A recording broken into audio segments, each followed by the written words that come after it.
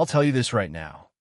If you ever see three grown men in tactical vests and work gloves trying to pry open your shop door with a crowbar in broad daylight, you're either living in a crime thriller or, well, you're me on that Tuesday morning. And trust me, nobody wants to be me in that moment, except maybe the one guy who thinks he's clever enough to mess with my business and walk away clean. But that guy, he's got another thing coming. My name's Victor. I'm 43, bald by choice, and if you ask my mom, I'm paranoid for a living, which, in her words, means I design and install security systems for folks all over Dallas. High-end stuff. Motion sensors, cameras, alarms you can't even hear. 8 years as military police, then a stretch as an Army Ranger. Now it's just me, a shop full of expensive gadgets, and clients who sleep a lot better knowing I'm on their side. But that morning, I'm the one who couldn't sleep, 'cause through my security monitor, I'm watching these three clowns trying to jimmy my workshop door. 60 grand worth of gear, tools, and cameras stacked behind that steel. The lead guy, maybe mid-40s, eyes like someone who's gotten his way a few too many times. He's wedging the crowbar under my frame, all casual, like he's opening a bag of chips. They're the name tag, Carlson, with the title, Enforcement Director. Yeah, right. His muscle's a dude called Officer Hayes, tapping away on a tablet, pretending to look official. Then there's a third guy, Bennett, recording everything on his phone, probably for some scammy evidence. And outside, they've parked a plain white F-250 smack in front of my roll-up door, as if they want the whole world to see they're here. Bold, I'll give them that. What they don't know, my silent alarm's already been tripped 45 seconds ago, to be exact. And in Dallas, when my system pings, it goes right to PD. Even better, the SWAT commander's my old buddy, James Reeves. He owes me a few, too, but that's a different story. My brain's racing. 4 to 6 minutes. That's the window until backup. All I've got to do is keep these bozos busy and document every move. I'm not built for drama, but sometimes you get drafted. So I do the only thing you really can in a situation like that. I step out into the shop, phone in one hand, adrenaline in the other.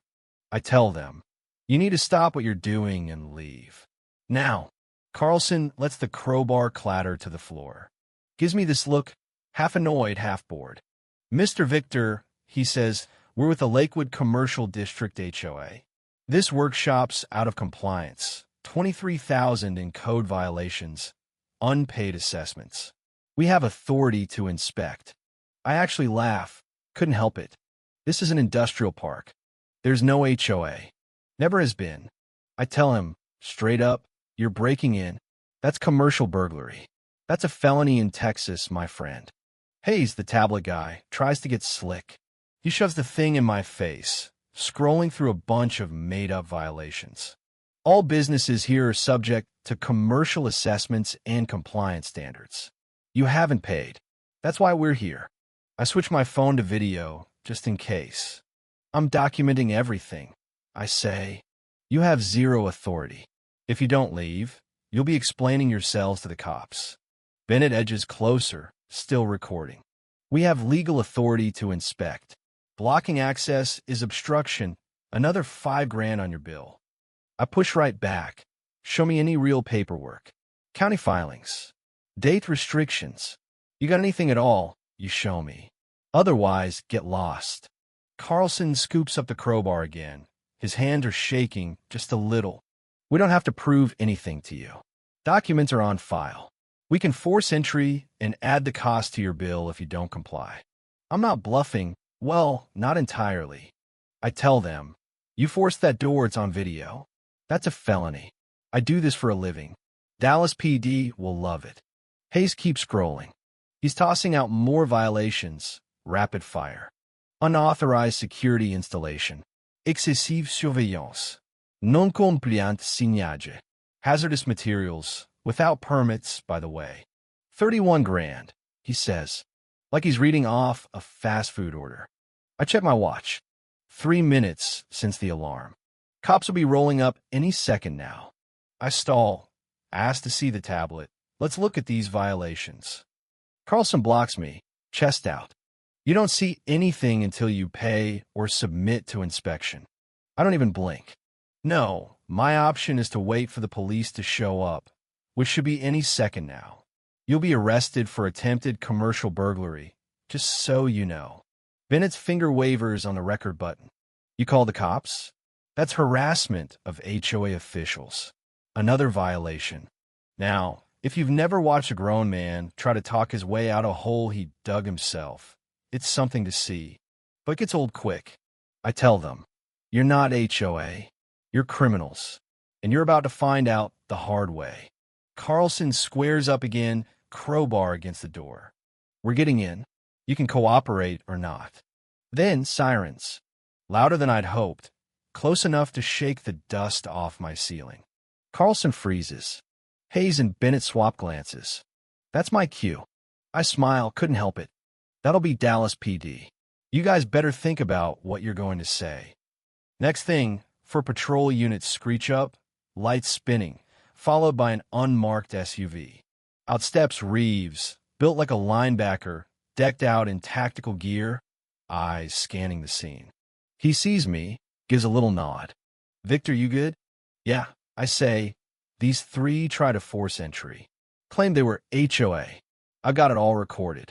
Reeves waves his guys over. Secure the scene. IDs from everyone. Search the vehicle. Carlson tries to puff up, playing the authority card. Commander, we're conducting a legal inspection under the Lakewood Commercial District HOA. The property owner is being uncooperative. We have full authority. Reeves doesn't even blink. Show me your credentials. Real ones. Driver's license. Business license. HOA documentation with jurisdiction. Carlson stammers. We left those at the office. Of course you did. Reeves glances my way. Victor, what V you got? I pull up my camera feed. It's all there. High def, wide angle, audio crisp enough to catch every syllable. Carlson and his crowbar, the whole song and dance. Reeves watches it, stone-faced. Then he looks at the three, voice flat as Kansas. You're all under arrest for attempted commercial burglary. Anything you say can and will be used against you. Hayes tries one last Hail Mary. We're HOA enforcement. You can't arrest us for doing our jobs. Reeves just shrugs. Your job's burglary now? 'Cause that's what I just watched. He cuffs them one by one. They don't fight. Their act's gone. The truck gets searched. Inside, they find more fake HOA paperwork, bolt cutters, a mess of forged inspection reports, and a notebook full of business names, security notes, owner schedules. Detective Morgan rolls up, all business. She's thorough, goes through my footage from every camera. She's nodding as she watches. Most commercial burglary cases, we don't get this kind of documentation, she says. Your system's airtight. You just close the case before it even started. I tell her, well, that's my day job. Meanwhile, Reeves is grinning at me. You know, when I got the silent alarm from your address, I thought either Victor's testing a new system or something's gone sideways. Didn't think I'd find fake HOA thugs with a crowbar. Me either, I say. They wanted 30 grand for violations, then decided to take it by force. Reeves laughs. Who breaks into a security consultant's shop? That's like robbing a police station. Turns out, the ringleader, Carlson, had a record. Commercial burglary, fraud. Hayes had priors for theft and ID theft. Bennett, forgery and extortion. And they've been running this racket for 6 months, hitting businesses all over Dallas. Small places mostly. People too busy or too scared to ask questions when someone shows up waving a clipboard and threats. Detective Morgan tracks it all down. Over 200 grand they'd squeeze from business owners who'd rather pay than deal with legal trouble. Me? I was just lucky, security systems, and maybe a bit of ranger stubbornness. The investigation blew up. Dozens of owners coming forward, telling stories about threats of forced inspection, property seizure, even closure if they didn't pay up. Some had handed over tens of thousands, just to keep the wolves at bay. The DA built the case over 8 months.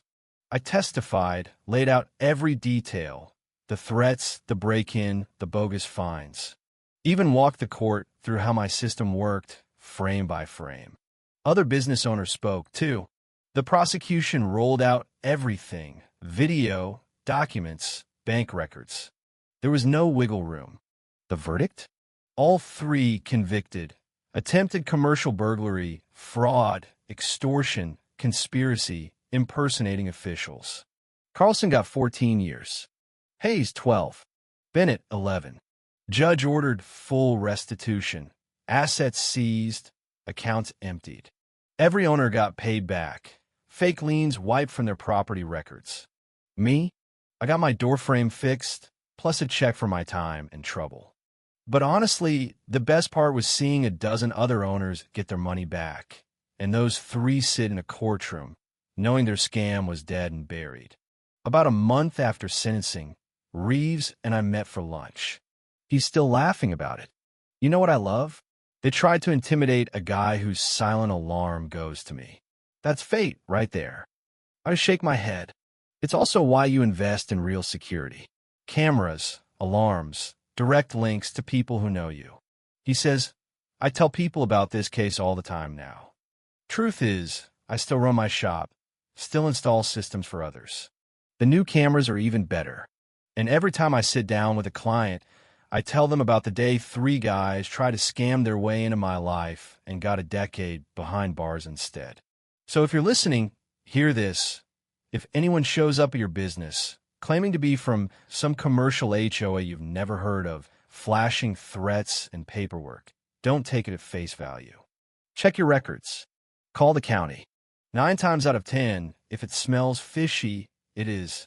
And if someone tries to break in, uniform, name tag, whatever, hit that alarm, document everything, and let the law handle it.